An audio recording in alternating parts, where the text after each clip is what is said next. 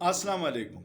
دا بونیری صاحب یو شعر دی، وی سپینی سپینی موایا کو ژوند کوي، سپینی سپینی موایا کو ژوند کوي او ویني ته اوبه وایا کو ژوند کوي.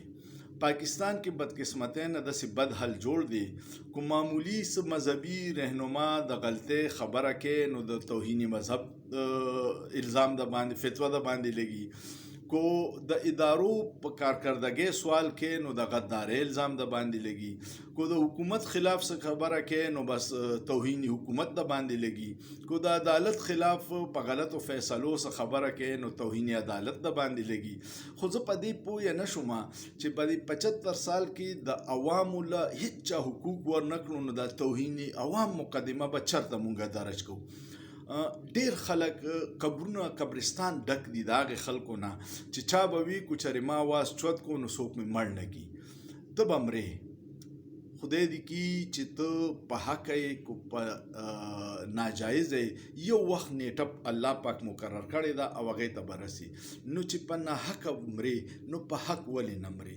زه درته ووایم چې کله سقراط د زهرو پیاله څکله، هغه وخت حکمرانان د هغه نه ډیر زیات پریشانه و چې هغه عوام گمراه کوي، او عوام څنګه گمراه کوي. هغه نوجوان نسل لا یو سوچ ورکړو چې خلکو نه سوال کوي چې دا کړي ولې دي کړي، دا هغې ولې نه هغه وخت هغه خلک پریشانه و. څنګه چې نن سبا پریشانه دي، کو د حکومت نه تپوس کې نو هغه د باندې غدارۍ الزام لګي، کو د اسټیبلیشمنټ نه کې، کو د عدالت نه کې، کو د مذهبي رهنماو نه کې، نو هغوی د باندې خپل حیثیت مطابق فتوی لګي.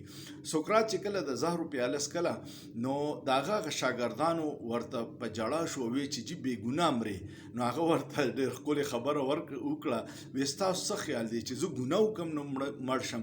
زه خو چې بې ګناه یم خو په حقه یم، نو په شوق سره د زهرو دا پیاله څکم. تاسو ته پته ده د سقراط نوم اوسه پورې ژوندی دی، 2000 کاله وشو، او چا چې ول پیاله ورکړې وه یا چا په الزام لګولی د هغه نوم څوک پیژني؟ نه. همیشه نوم د هغې خلکو په دنیا کې پاتې کیږي چې کم په حق باندې او په خپل موقف باندې مضبوط ولاړي.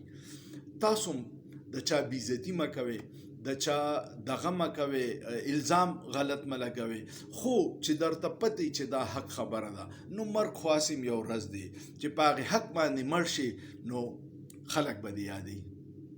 امید لرم چې تاسو به خوښ شوي دا ویډیو، کمنټس پیو کې، دوستانو سره شیر کې او سوچ پیو کې، په سوچ کې څه ګناه نشته. شکریه.